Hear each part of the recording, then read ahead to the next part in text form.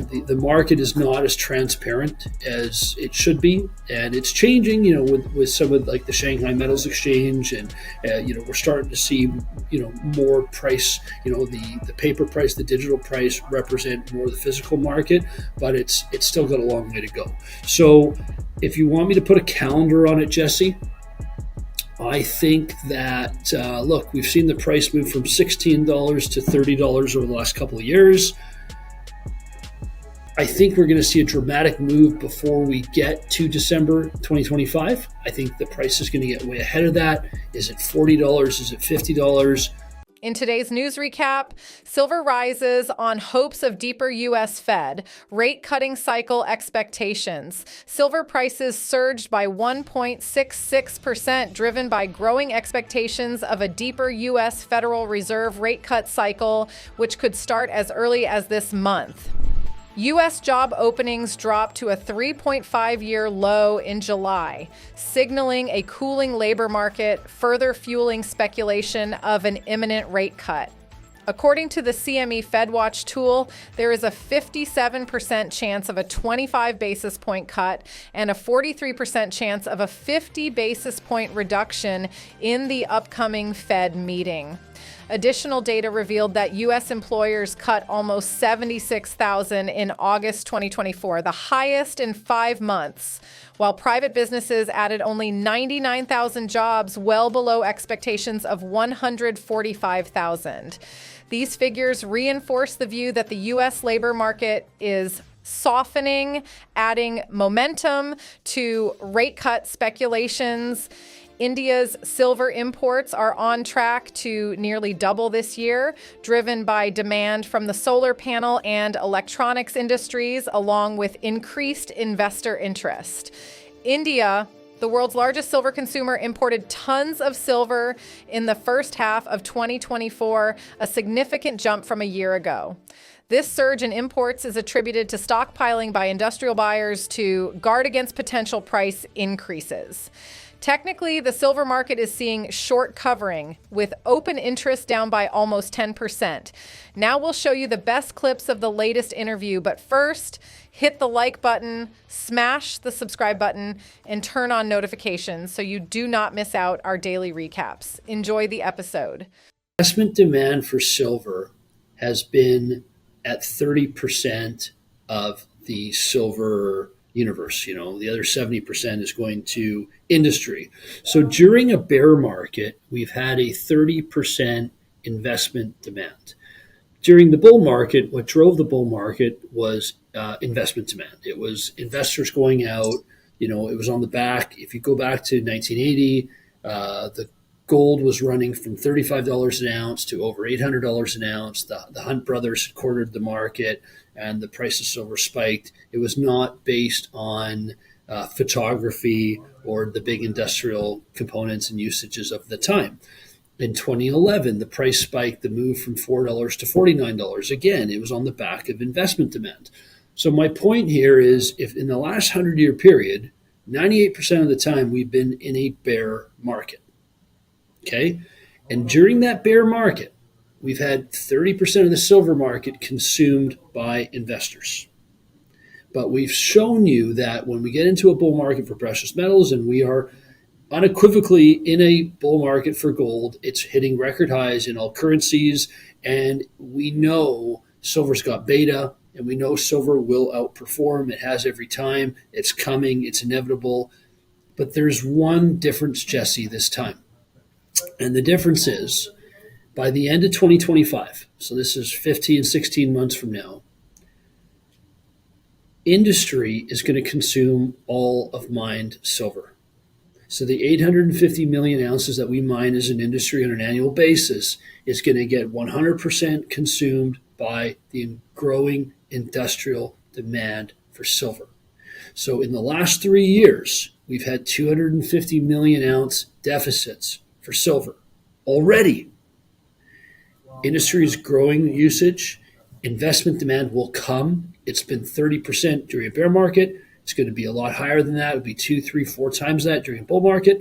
And so we're setting up for the greatest squeeze in the history of silver. and it will unfold by the end of 2025. But we are already seeing, as you know, going back to 2022, 2021, 2023, the 250,000 ounce deficit is here and it's growing, and it could be 500 million ounces this year. And I don't always believe in the institutes and the reporting that we're getting. Is it accurate? Because really the market is not as transparent as it should be, and it's changing. With some of like the Shanghai Metals Exchange, and we're starting to see more price. The paper price, the digital price represent more of the physical market, but it's still got a long way to go. So, if you want me to put a calendar on it, Jesse, I think that look, we've seen the price move from $16 to $30 over the last couple of years. I think we're going to see a dramatic move before we get to December 2025. I think the price is going to get way ahead of that. Is it $40? Is it $50? I think as we go into 2026, we will be trading at all-time highs. In today's news recap, silver price consolidates below $29 ahead of NFP. Silver oscillates in a narrow trading band during the Asian session on Friday and remains below the weekly top touched the previous day. Traders now seem reluctant and prefer to wait for the release of the crucial U.S. non-farm payrolls report before placing fresh directional bets. Looking at the broader picture, the overnight failure to find acceptance above the $29 or the 100-period simple moving average on the 4-hour chart warrants some caution for bullish traders. Moreover, neutral oscillators on the daily chart make it prudent to wait for a sustained strength beyond the said handle before positioning for an extension of the recent bounce from the 27 and 70 area or a nearly 3-week low set on Tuesday. The subsequent move up has the potential to lift the white metal further towards the intermediate hurdle, en route to the $30 psychological mark. Some follow through, buying beyond the August monthly swing high will be seen as a fresh trigger for bulls and pave the way for a further appreciating move. The silver price might then climb to the horizontal resistance before aiming to reclaim the $31 round figure mark. On the flip side, immediate support is pegged near the 28 and 50 region, below which the commodity could accelerate the slide towards the $28 mark. This is followed by the weekly trough around the $27.70 zone. A convincing break below the latter might prompt aggressive technical selling and drag the silver price to the 27 and 20 intermediate support. Now we'll show you the best clips of the latest interview, but first hit the like button, smash the subscribe button, and turn on notifications so you do not miss out our daily recaps. Enjoy the episode. A handful of investors, Lundin, Friedland, Lassonde, who have, really been very successful, serially successful mining entrepreneurs. And Frank was telling me a story yesterday about writing an article for a mainstream publication about why gold should be relevant. And this was 7 years ago. And it was very, very difficult for the story to get picked up because it was so controversial, talking about things that are talked about on CNBC today, are talked about in the mainstream press. So I think we've gone from, in the last 7 years, where it would be taboo to talk about some of the, reasons to own gold, where they're starting to become mainstream and acceptable and recognized. But look, I think as long as we're in an environment where we've got stock indices at record highs, other asset classes at all-time highs and going higher, I don't think gold necessarily needs to be front and center in the conversation. It reminds me a little bit, and again, I'm limited to my 43 years on this planet and my 20 years in investing in mining. I'm limited to my own experience. It resembles 2007 a little bit to me, where you had stock exchanges, real estate prices, and gold all trading at a pretty healthy value. And it really wasn't until the relative value of gold in relation to these other asset classes was showing strength. Even though we saw the price of gold fall in 2008 from a January high of when it first broke 1,000 for the first time ever to a low of $680 in Q4 during the GFC, during the financial crisis. So gold was down, 30%, but other asset classes were down 80%, 90%. So to answer your question, look, I think until we start to see some other asset classes fall, I don't think gold necessarily needs to be talked about because there are many, many things that are outperforming gold. The crypto community, the Bitcoin community can point to Bitcoin's outperformance, and you don't have to stop there. We can talk about fine art. We can talk about old Porsches. There's a number of asset classes that have, taken gold's lunch here. Very interesting thoughts. I want to talk about to hear the most staunch silver-centric bulls start to capitulate and start to throw in the towel and start to talk about how we won't, the historic relationships won't go back.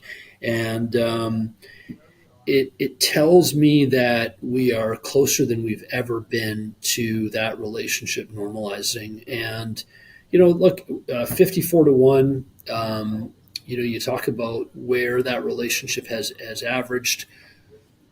I go back to look, I think about it in the sense that, gold is, everything that we've ever mined is still with us. Whereas the silver gets consumed, it doesn't get recycled. And I sound like a bit of a broken record here, but if the natural relationship is 16 to 1, the mining relationship is 7 to 1, and the gold to silver ratio is closer to 90 to 1, something's out of whack here.